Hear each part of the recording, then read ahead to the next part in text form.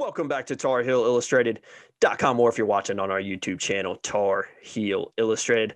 I'm THI staff writer Jacob Turner, and joining me, as he always does, THI publisher Andrew Jones. And Andrew, we're here for the final installment of our Tape Talk football series, which we've been rolling out over the past couple weeks. If you haven't seen those videos, after this video is done, click on our channel and go check out the rest of those. There's a playlist put together where you can see every single one of them. Before we dive into this one about the defensive backs, AJ, gonna blast the promos. We've still got a couple days left before that ends. Sign up on our website, tarheelillustrated.com, before April 25th, and don't pay until August 1st. What that's gonna get you is access to our premium boards, access to our premium content. There's a lot of stuff that we post on the boards that does not get posted on the front.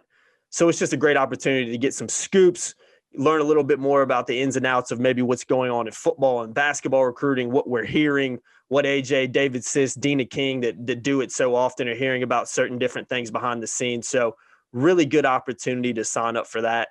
So just do it before April 25th. And like I said earlier, you won't pay until August 1st. And even when the promo's not going on, only $8.33 a month. We've got a really good community over there as well that we've built, and AJ's built over the past, what has it been now, man? Almost 7 years.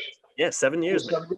Impressive stuff. So make sure you head on over that after the video, of course, and take advantage of that deal before it runs out on April 25th. But AJ, is enough of the shameless plugs, man. Let's dive right into this one. Going to be talking about the defensive backs, which I'm sure you could tell by the title. A little bit of background for what we've been doing with this series. We've had some access to open practices. I guess it's 3. We've got to see 2 scrimmages now and 3 practices where we've been able to film some stuff, take some photos, all that kind of stuff. So going to roll video clips over this one and talk about the DBs, which, looking at the list I have right in front of me right now, AJ, it's a really stacked room. Now I'm going to start with the guys that played a lot last season in particular, and that have played a lot, some of the upperclassmen, but really the guys that took the majority of the reps last season.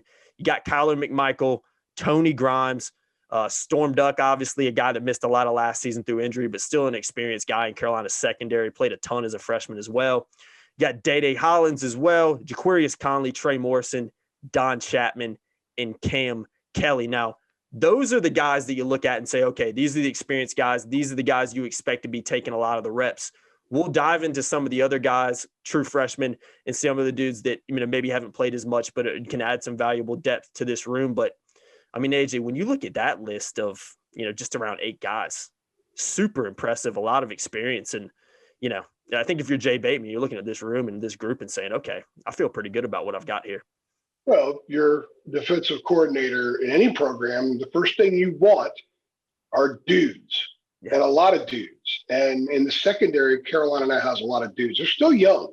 Mm-hmm. Tony Grimes should be getting ready to go to his high school prom. I know, that kind of crazy. And he's actually, technically, in spring football, he's technically a sophomore. I know. Mm-hmm. So he's young. Jaquarius Conley is young. These guys are not – there's not a lot of grizzled stuff in there. Trey Morrison is a grizzled veteran. He's played a ton of snaps at North Carolina. He's been all over the place in the secondary.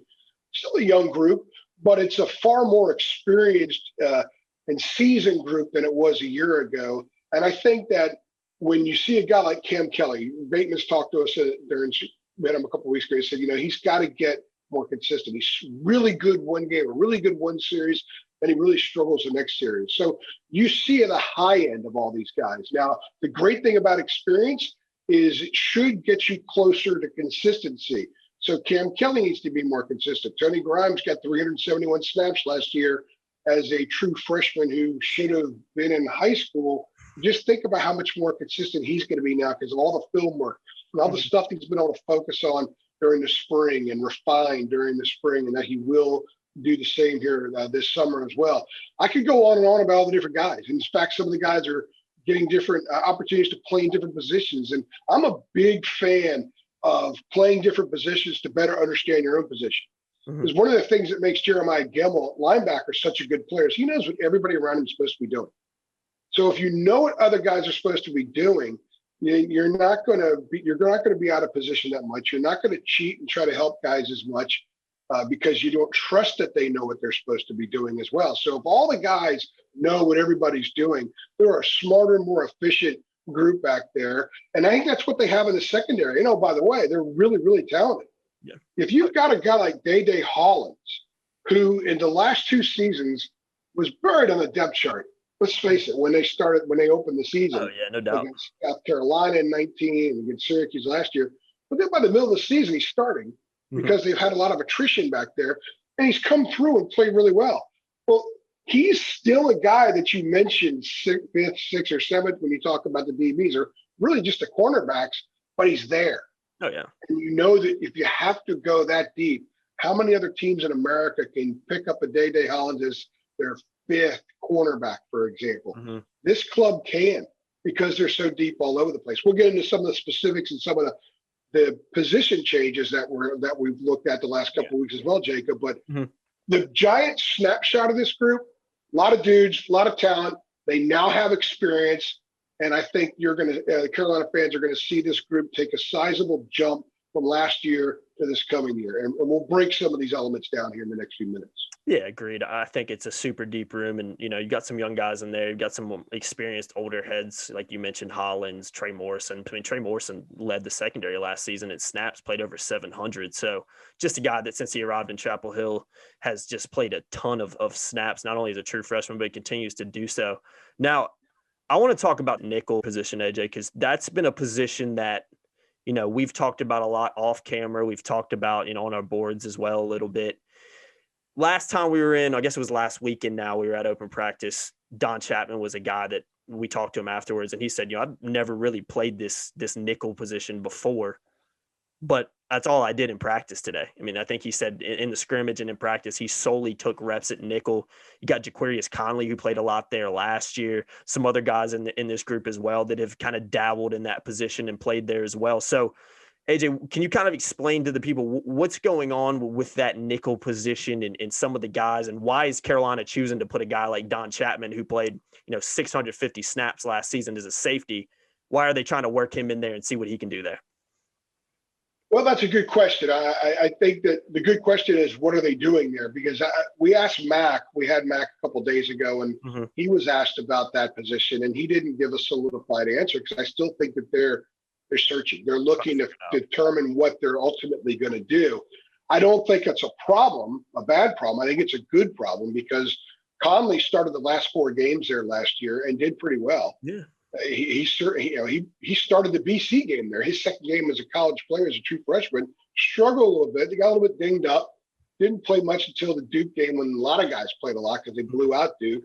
And then it was that Wake Forest game when there was a wholesale change. They kind of went to more of a youth movement. Conley was one of the guys that took advantage of that, and he was the mainstay at nickel after that. Right now, they have him back playing safety. I guess he's playing the bandit position at safety, and Chapman is the guy who was getting the strong look at nickel this past week. Now, why Chapman there and why Conley back at safety? Well, Conley's a phenomenal athlete, but they need to strengthen the safety position. Jay Bateman and Mac have told us that they've been a little inconsistent back there. They need to be better.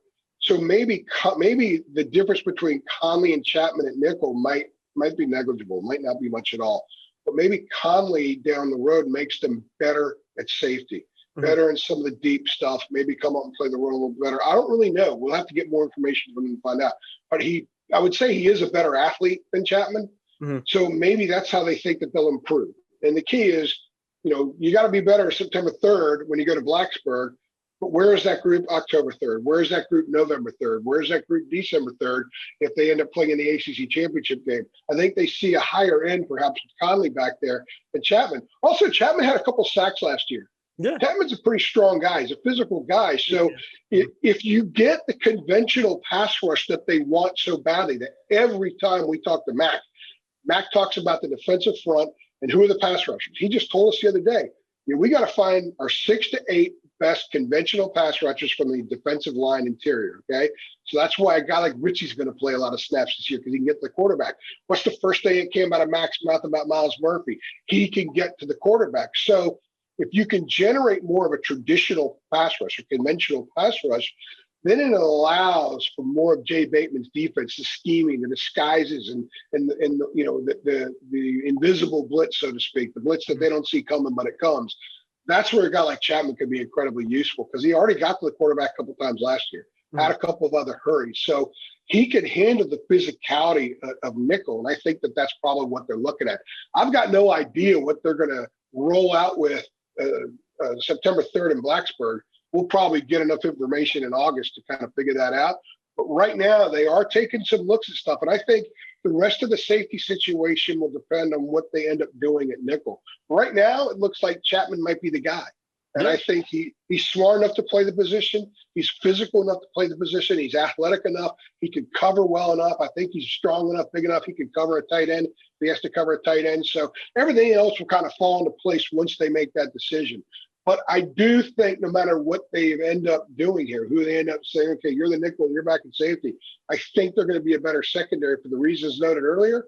And also, I just think that sometimes guys get really invigorated playing a new position. And the way that the nickel spot can be used, they actually had Asante kind of playing the nickel in the Virginia Tech game for a while last year. You know, Kadri Jackson might be another one they might take a look at over there some, just depending on who they're going up against. Whatever the alignments are, whatever a team's strengths are, I could see them tweaking around with that nickel position all year. Agreed. And when you've got a guy like I mentioned, and you mentioned earlier, Trey Morrison got a lot of reps at safety last season. If you can move Chapman up to the nickel, maybe fits that position a little bit better in terms of his size and athleticism. When you can slot a guy like Trey Morrison back there to play again, you know, alongside Cam Kelly, or maybe play alongside Jaquarius Conley. I mean, having a guy like that in there that you can kind of move around because he's proven that he can do it, I think gives you a little bit of that safety net to try some different things out. Now, AJ, I want to touch on the corners real quick before we move on to some of the other guys in this list, in this group that are maybe looking to get on the field this season that haven't played as much in their time at Carolina. But for me, the cornerback position is interesting. Storm Duck got injured last year, has kind of been in and out of spring practice so far. I think he's still overcoming that injury a little bit and trying to get back to 100%. Tony Grimes slotted in, you know, I guess it was the Wake Forest game, really. Never looked back, looked really good, played really well in the Orange Bowl. And you got Kyler McMichael, a guy that came in as a Clemson transfer, played a ton. I think started off the season okay because he didn't play a ton at Clemson. I think he had over 100 snaps when he was there, but still was pretty inexperienced. But as the season went on, started to look better, started to look a little bit more confident back there, and he's got a lot of praise this spring as well. So then you got Dede Hollins to that, and you can throw him in there as well as some of the other guys, and Obi Igbana and you know, Dontavius Nash, wherever you want to go with it. But overall, it's an interesting position because you've got a lot of talent there. I mean, Storm Duck is fantastic. Tony Grimes is fantastic. Kyler McMichael's really good as well. So how do you see that position? Is it too early to tell how that shakes out? Because I think it's a great problem to have, but there's a lot of guys that, I mean, I think Grimes, McMichael, and Duck could all play it and start at any team in the ACC, no question. Well, Mac has told us multiple times that Storm Duck, when healthy, is an NFL player. Yeah, and I'd probably. So let's start with Storm Duck. Storm has proven himself. When healthy, he's been an outstanding player. He's a guy that was really good. I don't take too much from spring games, but he was really good in the spring game 2 years ago. In fact, I think he had a pick six in that game. And people, oh wow, Storm Duck, he was like a 3-star kid. People fixate so much on star rankings and whatnot, and they matter, but they don't matter. Once you show up, none of that stuff matters. Coaches don't care about that kind of stuff. But Storm obviously has played well above whatever the ranking was he had coming out of high school. So Max says he's an NFL guy, and when healthy, whatever that will be. I don't know how healthy he is right now. I just know that the 3 practices that we've been to, he hadn't done a whole lot. No, he's been. They haven't asked him to do a whole lot. But so let's go to the other 2. McMichael was the number 53 player in the nation in the class of 2018 coming out.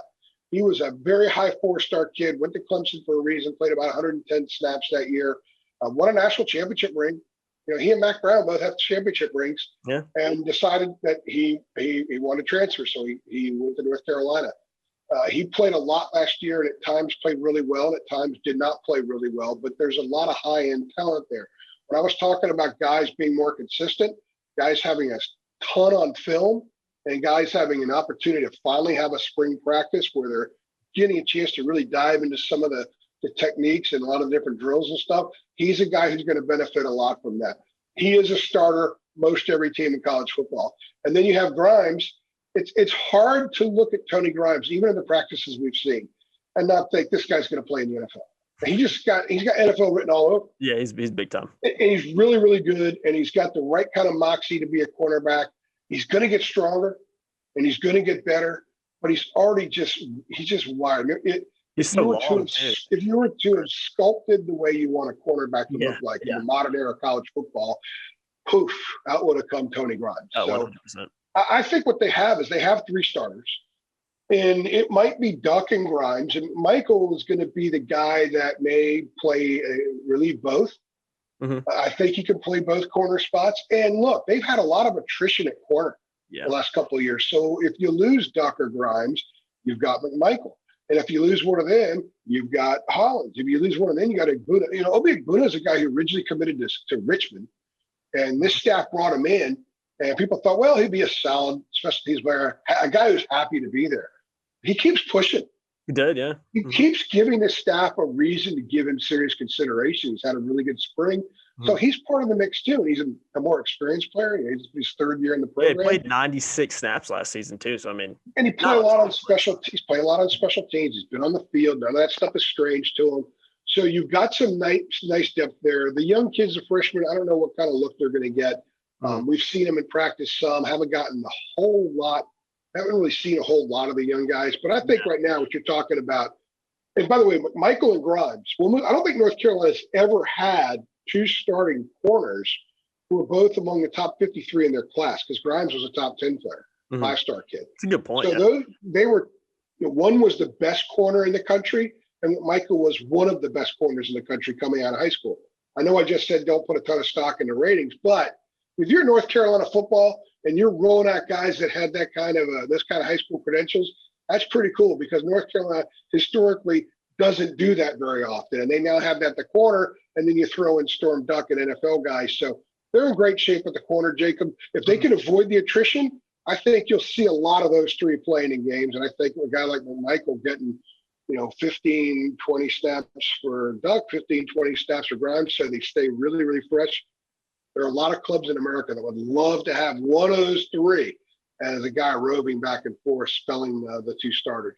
Oh, definitely. Couldn't agree more with that, AJ. Now, real quickly before we wrap this one up, let's talk about some other guys on the list that, like I said earlier, haven't played a ton yet so far during their Carolina careers. And we've got a couple guys who are obviously new to the team as well. You mentioned Obi Igbana earlier, played about 96 snaps last season. Out of the guys, the 6 guys I'm going to list right here, he did play more than anybody on this list. Gio Biggers played 84 snaps last year. Gio Biggers is a guy that has impressed me this spring. He looks bigger. I got a photo of him guarding Garrett Walston on a ball, and which I'll throw in here, and you can really see how much bigger he looks and how he looks fit to play maybe the safety position back there. And when he has been called upon in some mop-up minutes, I think he's looked pretty solid and definitely doesn't look out of place back there. Welton Spotsville as well. I think a guy that has looked good in some of the scrimmages that we've seen so far, has made some plays that we've kind of noticed, and is a big kid too. He definitely looks like a guy that can maybe slide into that nickel position potentially as well. Cameron Roseman Sinclair, really one of my favorite recruits in the class a couple years ago. I remember seeing him at a Rivals camp in Charlotte probably 2-3 years ago now, and was probably my favorite player that I saw in that group. Plays with a lot of attitude, really confident kid, and a guy that in these drills, when I was watching him go up against some of the best players in the state of North Carolina and South Carolina, I mean, he looked like the alpha dog out there. So really interested to see what he can do when he gets his time. But like we've talked about, there's just so many guys in front of him right now. And then you got Dontavius Nash, DeAndre Boykins, 2 true freshmen that have come in who, from what I've seen watching that position group, have had a lot of learning curves. I mean, Dontavius Nash at the last practice, I remember watching him with Dre Bly. He was getting a lot of help from him with just some simple footwork stuff. And Daddy Hollins was really hands-on with him as well and helping him out. So looking at that list, I mean, you've got talent. You've got some highly rated guys in there, particularly with Sinclair and Nash. So I think when you've got this amount of depth and you can afford to have 6 guys like this that may not see the field a ton this year, depending on how attrition works out, I think it just further solidifies how deep this position group is right now. Well, if you're going to be a top 10 football program, and that's what they're striving to become, you're going to have a lot of guys that don't see the field who are highly decorated. Yeah. You're going to have a lot of guys that don't see the field who down the road could be all ACC type performers. That's just the way it is. So with the ones that you mentioned, Spotsville he came in as a wide receiver, played wide receiver first year, switched over to defense. He got some time at nickel last year. Maybe wasn't quite ready. I agree with you. He looks a little more ready now. In fact, when we were watching the scrimmage, we're not allowed to the video or shoot photos or anything like that of the scrimmages, but we can tell you some things that we saw. And he's had a couple big plays. He scored a touchdown in one of the scrimmages. He popped the guy for a fumble. He picked it up, ran it in. The hands of a receiver at nickel, I think, will help him. He's a pretty smart kid from what I understand. So I think that he's someone that's in the mix there is in a backup role. DeAndre Boykins was a 4-star running back, but he told us, look, Mac asked him, where do you want to play? He said, well, I want to play defense. He just wants to hit people. He wants to be the aggressor and hit instead of get hit. I love that. And he said he wanted to play nickel. So they told me we were going to look at him in nickel. We've seen him get a little nickel in the spring, but not enough to really establish a well-founded opinion about him. Same with Dontavius Nash. I've seen him do a couple things. I did see some of the stuff you were talking about, the teaching he's getting, and that's what's great. That's what's so valuable about these guys coming in early. When they get the spring practice, they're going to get 15 practices. Plus, they got that 2-week period before spring where they're allowed to do a little bit now. They got all the weight stuff. By the time the dudes that come in June roll in here, it's going to be old hat to Boykins. It's going to be old hat to Dontavius Nash. And they'll be way ahead of where they would have been in years past when only a couple of kids would come in early, or even before anybody started coming in early. So they'll be ahead of the game, and they'll make that room better in August when they get there. Cameron Roseman-Sinclair, you can't miss him. It's hard to see his number because he's got a lot of hair and stuff like that. Yeah. But I agree with you. I talked to him at a Rivals camp a few years ago, and I was really impressed. Yeah. And he's a guy that that when you watch him out there in practice, you think, okay, well, he's going to be on the field. But he's not because of the dudes we were just talking about. It just comes back to the fact that, if you're going to go play for a program that's not very good and not really headed in the right direction, but you can get on the field quickly, then you go there. If you want to go somewhere and be a part of something bigger and know that eventually you have a chance to get on the field and you're going to play on a bigger stage and more important games, that's what North Carolina is becoming. They're like that at every position group. Oh, yeah. And they're really like that in the secondary right now. The defensive line's getting that way pretty quickly too, Jacob. So I think Cameron Roseman-Sinclair is a perfect example of that. And you mentioned somebody else in the secondary that I haven't hit on. Gio Biggers is one of them. Gio Biggers. That's right. I want to talk about him. He's looked really good this spring. Yeah. And another thing, here's a little insight. This is why I love the fact that Jeremy and Mac give us so much access to the players. We were talking to Jeremiah Gimmel several days ago, and I had asked him about maybe if he wants to be a coach someday and what he does to learn and stuff like that. And he said, he's trying to learn something about some kind of coverage, okay, and the WIC, where you have to communicate with the safety about something. So what does Jeremiah Gimmel do to learn that? He goes into the safety room and he watches film. And who's watching film with him? Gio Biggers. So we haven't really dealt with him much because they don't give us everybody to talk to. And because of COVID, we've been distant from the team. Everything's been through Zoom. Yeah. So what that tells me is that Gio Biggers is a guy who totally understands his position. If Jeremiah Gimmel, who could be the smartest football guy on the team, is going to Gio Biggers to learn something, that tells me that Gio Biggers has got all of his T's crossed and all of his I's dotted, and physically he looks the part like you alluded to. So I think, and we've seen him run with the twos, or I guess they call them the white team, the twos during some of the scrimmages and stuff like that. He's looked good.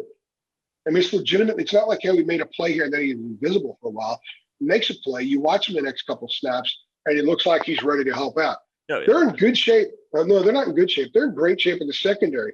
They just need to be more consistent in the back end, figure out what they're going to do at nickel. I think they're in outstanding shape at the corner, and this secondary has a chance to be a big-time strength in this defense. Definitely. And avoid attrition too, because even Max said earlier this week, he even came out and said that's kind of been a theme since he arrived in the secondary, just guys just getting injured left and right. So, yeah. But I think they can absorb some attrition more now than they could a year ago, and they were more prepared for it a year ago than they were 2 years earlier. And by the way, I've only barely mentioned Trey Morrison. Trey Morrison, very experienced guy. I hope Carolina fans appreciate what he brings to the table every day. He started at nickel, he started at corner, he started at safety. He could play any of those spots. If something happens, the reason Conley started the BC game last year was because Miles Woolfolk, who was in graduate school, flunked out. Yeah, so he was gone. So they moved. So Morrison started the Syracuse game at nickel. They moved him back to Woolfolk safety spot. They put Conley in there at nickel, and they had some issues with nickel for a while, but Conley eventually got it kind of figured out. So Trey Morrison, he is the quintessential jack of all trades, but I think they would prefer that he stays back there in that free safety spot. Agreed. Yeah, and obviously had the big pickup at BC as well that kind of ended up icing that game. So yeah, I've always been a big fan of Trey Morrison, and always remember his freshman year at Carolina, just how fantastic he was on what was a pretty bad team. He was definitely one of the standout performers on that squad. But AJ, I think it's a great place to wrap it up, man. A lot of depth, a lot of talent. Avoid attrition, and like you said, better equipped to absorb it. But if you can avoid attrition, keep guys healthy, there's no reason to believe this can't be one of Carolina's best secondary groups that it's had in a long time. A lot of dudes. Yeah, a lot of dudes, a lot of really talented dudes. You're definitely not lying about that. Before we head off, though, AJ, and cut this thing, sign up before April 25th. Don't pay until August 1st on our website, tarheelillustrated.com. Just click the link click the description, below. You'll find a link to our website. You can click it there. I think it's in the top right corner. You can hit sign up and, just go from there. Just use the promo code NC free. Just do that before April 25th. To take advantage. But I've been Jacob Turner. He's been Andrew Jones. That's going to do it for the final installment of our Tape Talk series, which I mentioned earlier. If you haven't seen them, just click on our site, click on our YouTube channel below, go to the homepage. I got a whole playlist made where you can just siphon through those, but this is the last one from that series. Hope you guys have enjoyed it. And for everybody that's seen all the videos, really appreciate you guys watching and following us along at Tar Heel Illustrated. As always, guys, like, share, subscribe. See you in the next one. Thanks.